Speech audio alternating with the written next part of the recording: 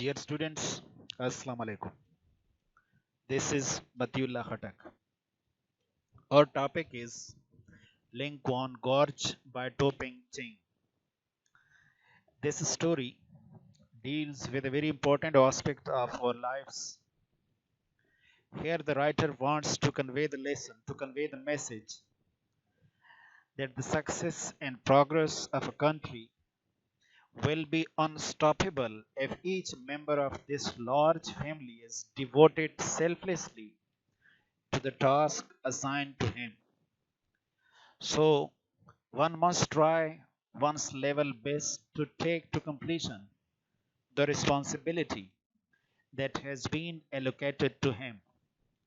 So, the same idea, the same theme, the same concept as expressed is given by our national poet Allama Muhammad Iqbal in one of his couplet where he says अफराद के हाथों में है अक़वाम की तकदीर अफराद के हाथों में है अक़वाम की तकदीर हर फर्द है मिल्लत के मुकद्दर का सितारा. So keep this in mind that each individual is responsible for the progress and prosperity of his nation. His value cannot be ignored, it cannot be neglected. So at the end of this lesson, we have these objectives to achieve. Keep these objectives in mind while listening to this video lecture because they are important from examination point of view. Your questions, MCQs, are usually based on these objectives in the wider sense. So in our previous presentation, we learned that Changyo was a very responsible boy. He proves to be a source of great encouragement, inspiration for the writer. The writer asked him about the job of his father, and he told him in a very proud manner that his father opens up mountain, or you can say blasts through mountains. And when he was asked by the writer about the job of his mother, he points toward a road below the cave where she was standing and she was dispensing her responsibility. Let us see what is her job and where does she stands. Uh, what does the text says about it? The writer says, I could see a person standing by a telephone pole beside the road. So the writer noticed a person, a figure uh, that was standing by a telephone pole. By a telephone pole means close to the telephone pole beside the road, uh, covered with snow. As you know from the very start that it was snowing, so she was completely covered with snow.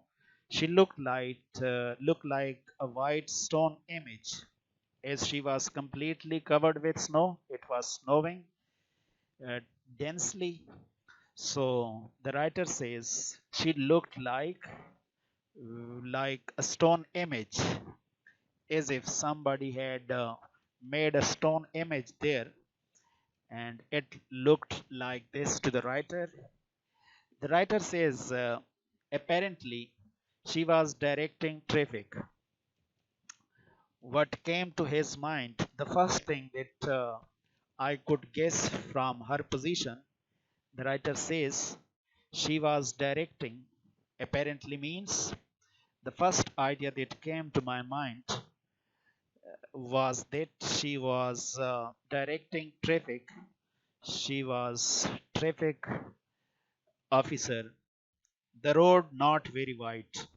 And then the writer tells us that the road was not that much wide. It had been blasted through the rock.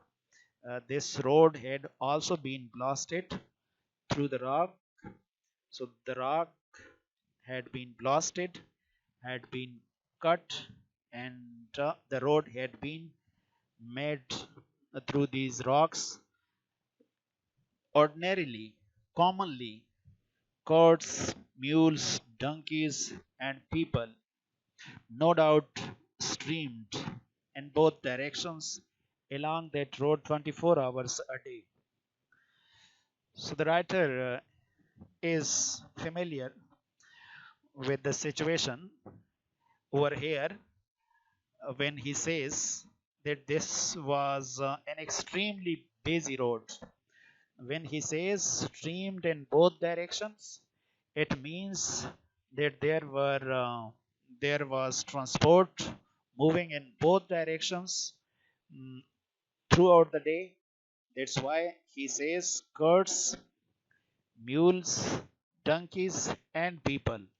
There is no doubt about this that they moved in both directions, streamed in both directions means that they moved in both direction and in a lot of number along the road on this road 24 hours a day, 24 hours a day, the whole day. So there must be someone to keep the traffic in order. Someone had to keep the traffic in order. So it must have been the responsibility of someone to keep this traffic in order. And this responsibility was being carried out by Cheng Yo's mother. And she was standing there the whole day, although today it was snowing densely, extensively, but she was not leaving her position. And the writer says if she had to if she had to stand there for 1 month, for 1 year, or even you can say for 5 years or for 5 months, she would have been there for all this time. This shows their sense of responsibility, their sense of being dutiful. So let us see how does the writer describe her today. Because of big snow, as I told you, it was snowing extensively, densely. There was it was a very bad weather, and in this under this weather, no one was uh, taking the courage to leave his place of living. So, because of big snow, there weren't many people or vehicles on the road. There were not people, and there was no transport or vehicles on the road. So she could very well have spent the day at home, and it was possible for him to spend the day at home because there were no people and there was no transport on the road. It was possible for her to spend the day at home, but she didn't do anything like this, and she stood there. And the writer says, but there she stood and there she would remain. She kept standing, and there was possibility that there she would remain 3 months, 5 months, or 3 years, 5 years, if there need be, if she was needed uh, to keep her position for 3 months, 5 months, or 3 years, 5 years. The writer says she would have continued her standing position there. She would have never left her place of duty because they are responsible, they are dutiful. That's why you can see they are progressing by leaps and bounds. They are progressing very uh, quickly, you can say very speedily in the whole world. Perhaps from time to time, the writer tells us, from time to time she raised her head to gaze up at her child or at her husband, who was scaling the cliffs between the mountains and the sky. From time to time, frequently, often, often she raised her head. She looked up, raised her head. She looked up to see closely. Gaze up means to look at something closely. So she gazed up at her child or at her husband. She frequently looked up in order to see her child if if he was present there to do his job, or at her husband. And sometimes she would look toward her husband who was scaling, who was climbing. Scaling means he was climbing the cliffs, those high slope rocks and between the mountains and the sky. So he was climbing the high rocks, the high mountains that were raising straight up to the sky. When he paused to wipe the sweat, so this is about Chengyo's father. When he paused, when he stopped for a short while to wipe the sweat, to remove the sweat from his brow, from his forehead. Brow means here forehead, from his face. When he was wiping the sweat from his forehead, he could see the determined figure of his wife or the tiny image of his little boy. So the writer is putting this question, is asking this question: was it possible for him to see the determined figure? Determined means bound to one place, having firm resolution. Bound to one place, bound to one place. Who was bound to one place? His wife and his son.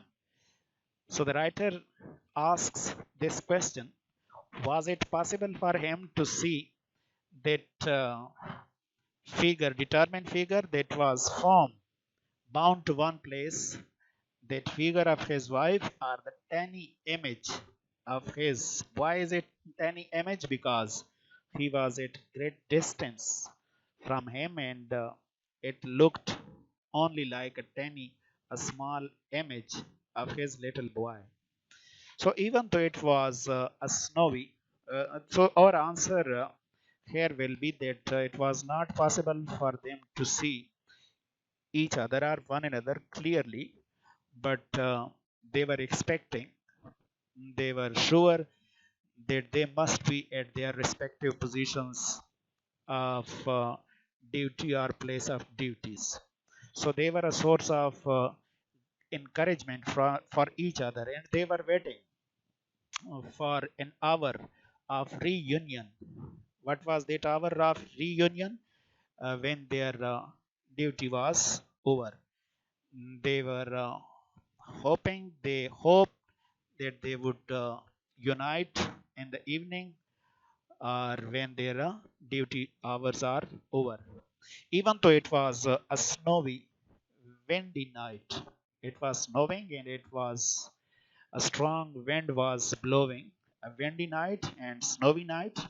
Even though the worker, these workers, so even though this is used for stress, even though it was snowy, windy night, even though the worker, these workers, the father and the wife, and this boy, his wife and children couldn't see one another clearly.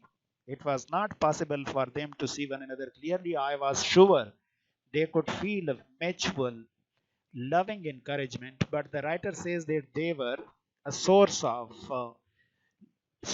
encouragement, inspiration for one another. Mutual loving encouragement means they were a great source of encouragement for one another. The father was a source of inspiration for the son for his mother, and the mother for her husband. So they were making a triangle, and all of them mutual loving encouragement. They were feeling love and a source of inspiration for each other, and since and they were sure that each was looking forward to Each was expecting. Looking forward to means waiting eagerly.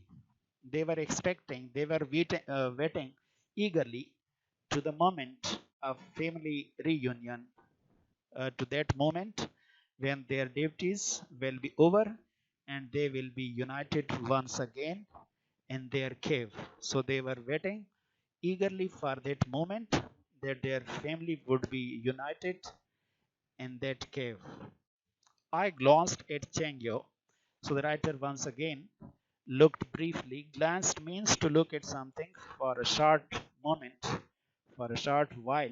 So the writer looked at him for a short while. The child had placed his hands in his sleeves.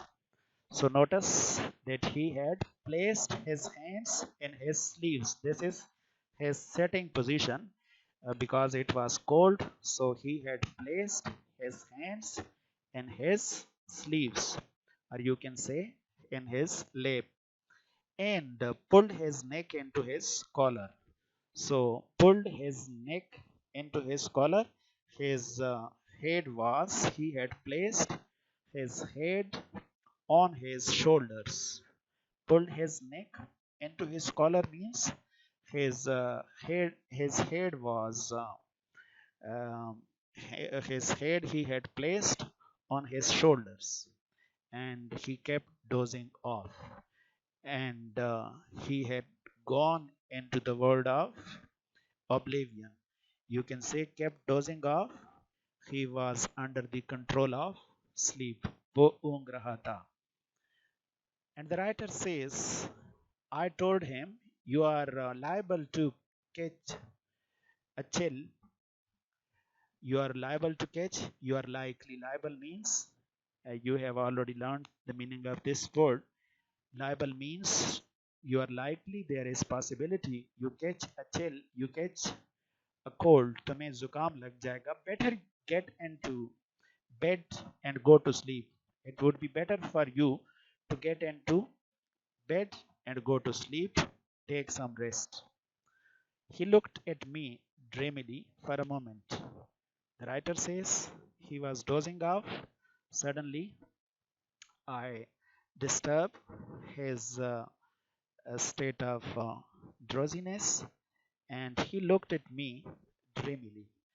His eyes were full of dream because he was dozing off. He looked at me for a short moment. Probably he was thinking there was possibility that he thought that his parents had returned from duty. When he realized, when he came to know, when he saw who I was, that I was present there, he shook his head violently. Shook his head violently. He negated my suggestion. No, I won't. I will not do this. And I asked him again, why not? Why don't you go to bed? Why don't you take some rest? He rubbed his eyes with his fists.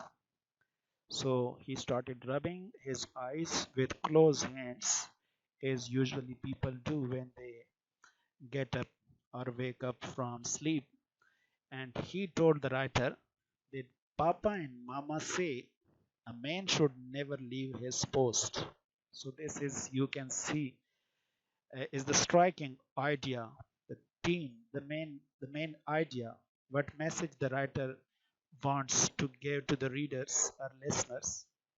The writer was told by that little boy that my papa and mama have told me that a man should never leave his post.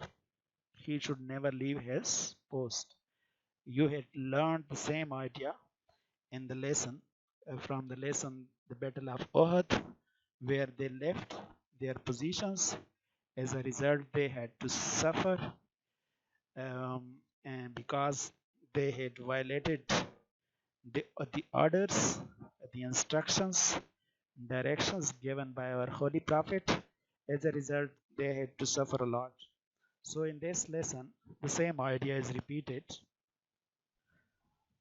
So, the writer is very much inspired by this statement of the boy, and he is full of praises for him. That's why he embraced him. He took hold of him and brought him close to his chest and cheeks in order to give him a lot of love. That's why the writer says, I hugged him tightly, I embraced him and pressed my cheek against his. So, this is how the writer is showing his love for him, his care for him, because he was a loving boy. His ideas were great, and he was not disobeying his parents even. Then I rose. So the writer says, I got up and then he buttoned his coat. I buttoned my coat, pulled my head down firmly, and he tightly wears his head once again. Pulled my head down firmly means I I wore my head tightly, pushed into my head tightly, and then he leaves the cave and left the cave and walked down the path and started walking down the path which he had used for entering that cave, the same path he used for coming down and following the road that had been blasted through the rock. And then I kept walking on the road that had been blasted through the rock. Blasted through means that had been opened up through the rocks with the help of explosive material. So usually such roads are made by blasting, opening such rocks with the help of explosive material, dynamite. I pushed on. I kept on. I kept on moving forward. So this push on shows his passion for reaching his place of duty, his post of duty. I pushed on. I kept on. I kept on walking ahead. The words of the child echoing in my head. His words were reverberating, making great noise. So echoing. They were moving here and there in my head. I couldn't forget them. So simply it means this is symbolic when it is said echoing in my head. It means they were making me disturbed and I could not get rid of them. They were making great noise in my head. And what were the words of the boy? A man should never leave his post. So my job was waiting for me. I wanted to reach my destination. My destination means my place of duty. Without any further delay, without any delay, I wanted to reach my place of duty. And the words of the boys and the boys' words were making great noise in my head. I couldn't stay anymore there. So you can see the lesson has been translated from Chinese, but the writer is not known. Who is the translator? Anonymously means uh, that the writer is not known. So the name of the writer is not. So this is the end of this lecture. In the next lecture, I hope we will discuss the questions and the exercise. Till then, thank you very much. Allah Hafiz.